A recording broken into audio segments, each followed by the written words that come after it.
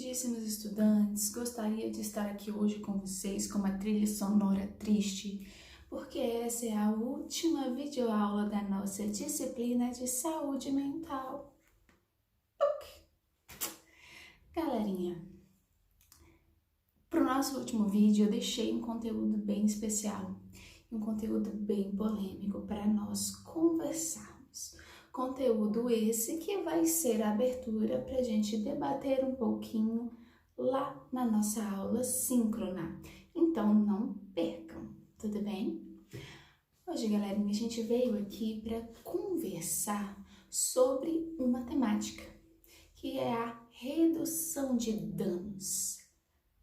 Você já ouviu falar em redução de danos? Todas as vezes, pessoal, que eu pergunto para os alunos se eles já ouviram falar na redução de danos, o que eles já ouviram falar sobre a redução de danos, eu percebo que muitos deles têm em mente algumas políticas do governo, né? Alguns conseguem se lembrar da questão da distribuição de seringas para as pessoas que fazem drogas injetáveis. Outras pessoas se lembram da distribuição de cachimbos de madeira lá na Cracolândia para as pessoas que fazem uso de crack. Então, o que a gente percebe, o que eu venho percebido ao longo desse meu período de docência, é que as pessoas, elas têm acesso a algumas estratégias dessa perspectiva de cuidado que é a redução de danos. Mas as pessoas não têm noção da complexidade do que se trata essa estratégia. Nós passamos a nossa disciplina toda de saúde mental falando sobre a necessidade de a gente retirar das pessoas que têm algum tipo de transtorno o estigma do transtorno. Não é o esquizofrênico, o depressivo, o bipolar, né? Nós também conversamos um pouquinho lá na nossa segunda etapa, né? Sobre a questão dos nomes. A gente conversou um pouquinho que a gente não vai usar o drogado, que a gente não vai usar o adicto, que a gente não vai usar o alcoolista, mas que a gente vai usar o termo pessoas com necessidades decorrentes do uso de álcool ou outras drogas e outras drogas, né? Essa escolha, gente, do nome é uma questão extremamente sutil, mas ela é uma questão que faz muita diferença e uma questão que se relaciona com o tema da nossa aula de hoje. Quando nós falamos, gente, em redução de danos, nós estamos falando sobre uma estratégia de cuidado que vai ser destinado ao público com necessidades decorrentes de álcool e outras drogas, compreendendo que, nesse contexto, o uso da droga ela tem que ser botada entre parênteses. Como assim, professora, entre parênteses? Essa pessoa é uma pessoa muito maior, muito mais ampla, muito mais complexa, com várias questões na vida dela, em torno da vida dela, e por isso, por vezes, pelos mais diversos caminhos, essa vida o levou a utilizar em algum momento álcool e outras drogas e a estabelecer com essa droga uma relação danosa numa perspectiva bio, ou uma relação danosa numa perspectiva psico, ou uma relação danosa numa perspectiva social. Alguns autores já trazem, inclusive, a perspectiva ambiental e a perspectiva espiritual. Acho que eu já comentei aqui com vocês em algum momento sobre essa questão. Então, galerinha, compreendendo que nós temos um indivíduo que se relaciona com várias coisas, com vários espaços, com a sua comunidade, com o seu corpo, com os seus sofrimentos subjetivos, com a sua psique, a gente compreende que o uso desse álcool, o uso do crack, o uso da cocaína pode vir a trazer danos para esse indivíduo. Porém, nós também compreendemos aqui na saúde mental a filosofia, né? De que o que é de fato nocivo são as formas excessivas de se relacionar com essas drogas, né? O que é abusivo, o que é problemático é o dano que vem em decorrência dessas drogas. E a gente também entendeu, gente, quando a gente conversou lá sobre dependência química, que existem algumas questões que são envolvidas com a dependência química que são difíceis de manejar, né? Então, gente, quando a gente pensa nessa perspectiva, todos os estudiosos e as pessoas que trabalham na área de álcool e outras drogas compreendem que virar para uma pessoa que faz uso de álcool e outras drogas e falar: pare a partir de agora, essa é a estratégia, você tem que ser forte, você tem que se apegar com Deus, você tem que se apegar aos seus filhos e você precisa largar dessa droga. A gente compreende que, em algumas situações, isso pode até funcionar. Mas em outras situações, isso não vai funcionar, galera. Não vai funcionar por quê? Porque a droga está ali cumprindo um papel de tampar, um papel de tentar mascarar um sofrimento que é muito maior. Então, virar para essa pessoa e falar: olha, pare, você precisa parar, mas a gente não observar e não tratar todos os aspectos que estão em volta, não vai resolver. Não há medicação que dê jeito. É a mesma coisa lá da esquizofrenia. A gente pode entupir a pessoa de todos os tipos de drogas psicotrópicas possíveis, que se a pessoa não tiver todos os outros aspectos da sua vida assistidos, ela não vai conseguir parar de usar. E ela não vai querer parar, né, gente? Ela não vai querer parar, por exemplo, quando a gente tem uma relação aproximada com os usuários de crack, a gente vai ver que muitas pessoas estão, por exemplo, numa situação de rua e é o crack quem vai mantê-las acordadas à noite, porque à noite elas não têm segurança nas ruas. E o crack, por ser uma droga que tem esse poder estimulante, vai deixar elas acordadas e vai diminuir o risco que elas correm nas ruas. Adianta eu falar para ela: olha, você vai ter que parar de usar crack, mas no outro dia eu vou colocar ela na rua e ela vai ser espancada até a morte, porque na rua não tem segurança, porque ela não tem um lar para voltar. Então a gente precisa entender que quando a gente fala de redução de danos, nós estamos falando sobre uma filosofia de cuidado que vai ajudar esse indivíduo não craqueiro, não bebum, não drogado, não trombadinha, não.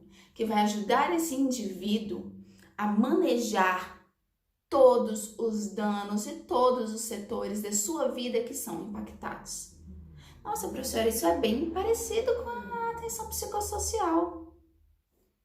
Galerinha. Faz todo sentido. É uma estratégia que conversa com tudo que nós estamos construindo dentro da nossa disciplina. Por quê? Não adianta, galera. Não adianta a gente tentar levar a esse indivíduo uma política de abstinência quando esse indivíduo ele não vai conseguir te oferecer essa abstinência. Ou, às vezes, virar para aquele indivíduo que tem, por exemplo, uma pessoa que faz o uso de drogas, de álcool, por exemplo. Uma pessoa que faz um uso de álcool porque ela tem um sofrimento e aquele álcool ajuda de alguma forma a tamponar aquele sofrimento. Adianta eu querer retirar o álcool da vida dela e falar: você vai ter que parar de usar o álcool, sendo que a gente não sabe qual é o papel daquele álcool, né? Porque quando a gente conversa, gente, sobre o uso de substâncias psicoativas e a gente olha para a história da humanidade e compreende que na história da humanidade parece que o uso de substâncias para entorpecimento não é uma coisa de agora, não é uma coisa de 2, 3, 4 séculos. Isso é um uso milenar. As pessoas, em sua dificuldade de se expressar, as pessoas nas suas condições de vulnerabilidade, nas suas condições de conviver com o seu meio, com as suas relações, que às vezes não funcionam da forma como elas gostariam, questões essas que vão lhe implicar algum sofrimento, são pessoas que naturalmente vão buscar as formas que a sociedade trazem como uma possibilidade. Uma questão que é muito importante quando a gente fala sobre o público de álcool e outras drogas, e que é muito gritante, é que quando nós chegamos num CAPS álcool e outras drogas, diferentemente do CAPS voltado para o público que tem transtornos, a gente vê que no CAPS álcool e outras drogas, a maioria das pessoas que estão lá são realmente em decorrência do uso do álcool, mas o que a gente percebe lá é que nós temos uma maioria esmagadora de pessoas que são do sexo masculino. A questão do uso de álcool é uma questão de saúde pública diretamente relacionada com o quê? Com a saúde do homem. E é muito interessante quando nós trabalhamos com esse público e nós ouvimos essas pessoas, nós parecemos ver histórias que se repetem, nós parecemos ouvir narrativas que são muito comuns. Porque dentro de uma perspectiva social é permitido a mulher sentir. A mulher é a frágil, a mulher é a chorona, a mulher é a histérica, a mulher é a sentimentaloide. Opa, espirrado, peraí. Eita, desculpe. Então, quando a gente compreende que essa mulher já convive com esse estigma de sentimentalismo, essa mulher, ela vai conseguir se expressar. Essa mulher vai chorar, essa mulher vai conseguir, dentro de uma certa perspectiva. A gente não tá falando de uma perspectiva mais ampla, tá, gente? A gente sabe que a mulher também sofre. Mas a mulher, ela tem um pouco mais de facilidade de chorar e de expressar seus sentimentos. Ao homem, isso não é permitido. Nós temos uma sociedade que ainda é muito machista, uma sociedade que mostra para o homem que para o homem ser homem numa perspectiva de papel de gênero para o homem, expressar essa masculinidade tóxica que lhe é apresentada como ideal, esse mesmo homem não pode chorar, né? Então, o que nós vemos de uma narrativa muito comum é pessoas que buscam a relação com essas substâncias para tentar dar conta de um sofrimento que a sociedade naturalmente não os autoriza, tá? Então, é muito interessante quando a gente vai observar os índices de depressão que vocês viram agora nessa etapa, e a gente vê com muita nitidez que a depressão, os índices de morbidade, né, os índices que estão envolvidos aí nessa investigação epidemiológica, a gente vai perceber que é alguma questão majoritariamente feminina. Ah, professora, por quê? Só mulher fica depressiva? Tem alguma coisa genética em relação aí com os cromossomos X? Não. Tem a ver com o fato de que os homens que apresentam episódios depressivos, eles chegam aos sistemas de saúde pedindo ajuda, não devido a questões de sofrimento, mas a questões de uso abusivo. E quando essas pessoas que fazem um uso abusivo de determinada substância, determinada droga, chegam no CAPS, compreendendo que o CAPS ele vai dar conta de um tratamento que vai considerar todas as suas questões, a gente vai ouvir homens que sofrem, que choram, que têm problemas com desemprego, que têm problemas com a casa, que têm problemas com a família, que é um filho doente, enfim. São homens que não são autorizados a sofrerem. E é muito engraçado, né? Sempre eu uso muito esse exemplo assim com os meus alunos presencialmente, com eles presencialmente tem mais graça, né? Mas eu sempre viro para ele e falo: meninas, quando tem uma das amigas de vocês que termina o relacionamento e ela se sente já pronta a pedir ajuda para as amigas, quando ela quer estar com as amigas, o que as mulheres normalmente fazem? Aí as meninas riem e falam, professora, a gente vai comer alguma bobagem, comer um brigadeiro, a gente vai sair, vai dançar, vai conversar. Eu falo, exatamente, né? Coisa mais comum que tem é você ver um grupo de mulheres lá debatendo e xingando o infeliz do namorado da amiga que não prestava, o infeliz do namorado da amiga que fez ela sofrer. Isso é muito natural porque dentro de uma perspectiva social, a mulher se sente autorizada a falar sobre essas questões e dentro dessa casa das mulheres, desse berço das mulheres, as mulheres conseguem dar continência ao sofrimento da outra. Em contrapartida, quando nós vemos um homem que finaliza, por exemplo, um relacionamento, já passou pelo período ali mais inicial de reclusão e ele busca os amigos dele. O que que os amigos falam, gente? Bora pro bar, bora beber, a gente vai para uma festa e vão pedir um monte de combos aí de vodka. Então, gente, a gente precisa entender como que a sociedade ela se relaciona com essa droga. Foi como a gente conversava um dia desses na nossa aula síncrona, né? Da menina, por exemplo, da professora Evelyn, que de repente é tímida, quer sair para paquerar, chega lá na balada, não consegue paquerar porque é extremamente tímida, e aí ela faz o quê? Bebe. Ao invés de buscar outras estratégias no mundo, vai fazer teatro, vai fazer dança, vai manejar essa sua timidez de uma outra forma, vamos encontrar outras ferramentas para manejar a sua timidez que não seja o uso da substância. Então, quando nós falamos, galerinha, da substância, nós estamos falando de uma substância que conversa com o indivíduo.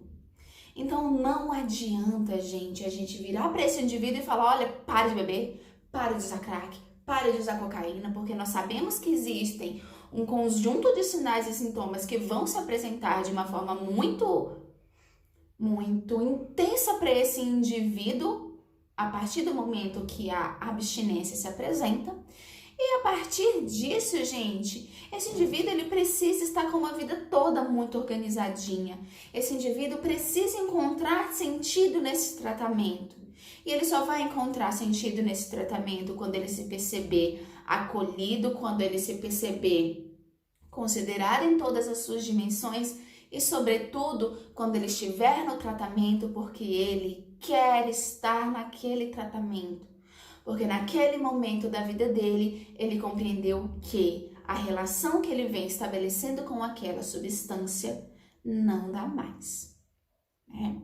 Então, nós falamos, gente, de redução de danos, quando nós falamos de todas as estratégias psicossociais, é um acompanhamento terapêutico, é fazer um currículo, é fazer um grupo de mulheres que fazem maquiagem, é fazer um grupo de homens conversando sobre masculinidades tóxicas, é fazer um grupo de piadas, onde os homens vão contando piadas e vão problematizando as próprias piadas e como que aquelas piadas elas têm questões sociais difíceis.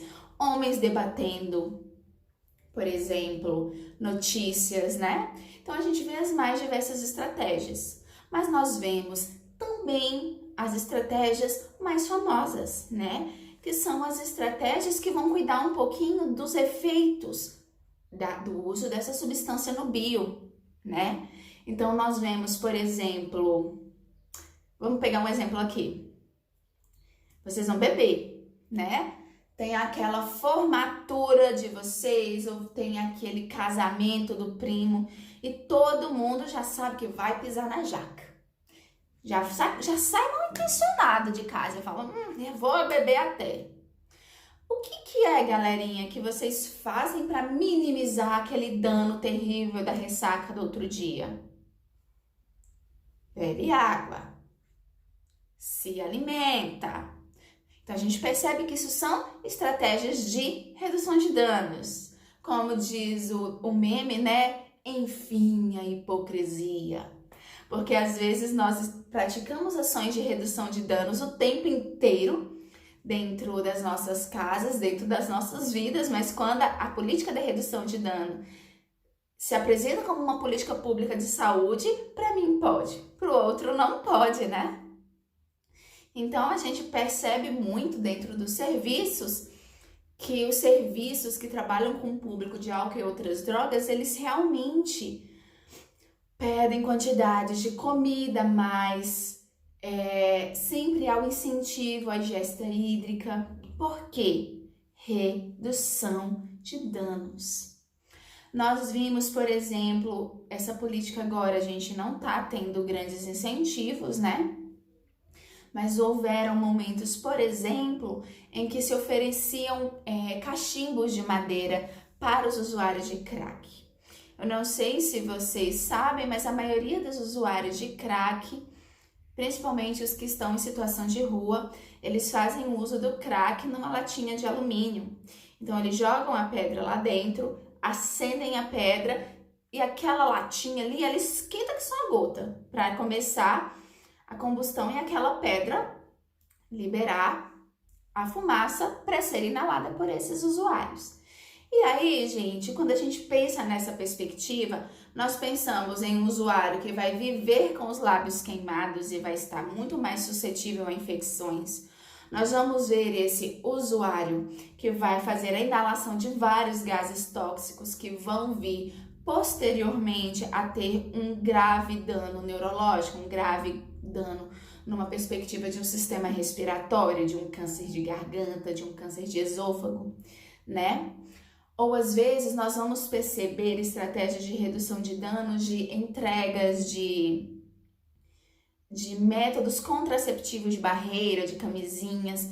Nós vamos perceber profissionais redutores de danos que vão estar nesses espaços de uso coletivo de drogas para garantir que, quando as pessoas estiverem sob efeito e porventura vierem a terem relações sexuais, que essas relações sexuais venham a ser protegidas para que essas pessoas elas não contraiam as doenças sexualmente transmissíveis, né? Nós vemos, por exemplo, um kitzinho que tinha para pessoas que são usuários de cocaína.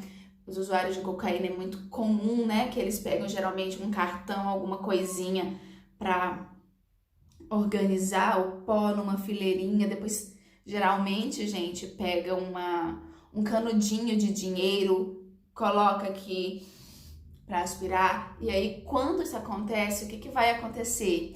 Ela vai estar inalando uma droga que naturalmente já não é pura, que naturalmente já vai trazer uma grande lesão para o sistema respiratório, mas ela também vai estar ingerindo uma quantidade gigantesca de patógenos. Então, quando nós oferecemos um kit higiênico, onde a pessoa ela vai ter uma sedinha para enrolar e fazer o canudinho, onde ela vai ter um papel limpinho e um espaço realmente limpo para ela utilizar, a gente já vai estar prevenindo várias doenças. Ah, não, professora, não dou conta. Professora, não dou conta, isso é um absurdo, professora. Isso é um absurdo, professora, isso é dinheiro público. Eu não aceito, professora. Eu não aceito gastar dinheiro dos meus impostos, que eram para gastar com as pessoas lá que estão com câncer, para ajudar as pessoas a usarem drogas. Galera, vocês não vão impedir que as pessoas usem drogas. Como eu disse para vocês, estudos sociológicos, antropológicos, geológicos encontram indícios de uso de substâncias psicoativas antes de Cristo, no início lá da humanidade. Então não é a gente super moralista, defensor dos bons costumes, que vamos impedir que a sociedade deixe de usar drogas. A sociedade vai continuar usando drogas, independente do que eu escolho para minha vida pessoal. E lembre-se do que a gente sempre vem trabalhando: separar aquilo do que eu compreendo como certo para a minha vida do que é o do outro. Porque se eu tenho um sistema de crenças, de costumes e de valores que colocam esse uso de substâncias num patamar errado, isso não significa que o outro também tem esse sistema de costumes. Não, então vamos dar religião para eles, professora. Não.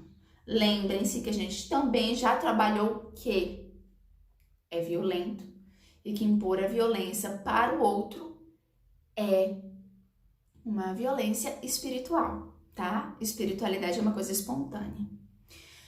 Ah, professora, mas ainda assim, aí vai gastar o nosso dinheiro, a gente já não tem muito dinheiro para financiar o sistema de saúde e a gente vai ficar aí ajudando essa galera que fica se destruindo. E não, eu não gosto de usuários de drogas. Não, eu gosto de crianças com câncer. Vamos gastar tudo com crianças com câncer.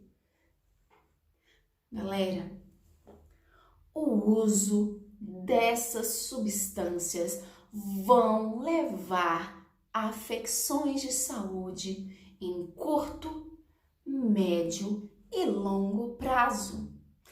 Quem é que vai tratar quando essas pessoas tiverem uma infecção pelo vírus HIV? Quem vai ser o sistema que vai tratar um caso de tuberculose? Quem vai ser o sistema que vai tratar um câncer no nariz por conta da inalação da cocaína de uma forma inadequada? Isso mesmo, o dinheiro para as crianças com câncer, né? Então, gente, quando nós olhamos para aquilo que é um problema de saúde pública, câncer, problema de saúde pública, acidente de carro, problema de saúde público, Covid, problema de saúde pública, hipertensão e diabetes, assim como todos esses problemas de saúde pública, nós compreendemos que o uso de substâncias também podem se configurar como problemas de saúde pública. E como todo problema de saúde pública, nós compreendemos que nós precisamos viabilizar estratégias de enfrentamento a esses problemas que considerem o berço do financiamento desses problemas. Assim como a gente reconhece que estar lá no postinho de saúde, acompanhando aquela pessoa hipertensa, diabética na alimentação, nos costumes de vida, cuidando da medicação, oferecendo a medicação para hipertensão gratuita, vai impedir que ela tenha maiores lesões que vão desembocar aonde? Na atenção secundária e terciária, que é mais caro. A mesma coisa a gente precisa entender que acontece com essas pessoas. Nós compreendemos que, independente do nosso sistema de crenças, do nosso sistema de valores e de regra, nós temos constitucionalmente direito a um sistema de saúde universal. Enquanto o sistema de saúde público, universal e gratuito, nós compreendemos que, independente se é mocinho, bandido, bom, mal, fofoqueira, padre, pastor, criancinha, idoso, jovem, não importa.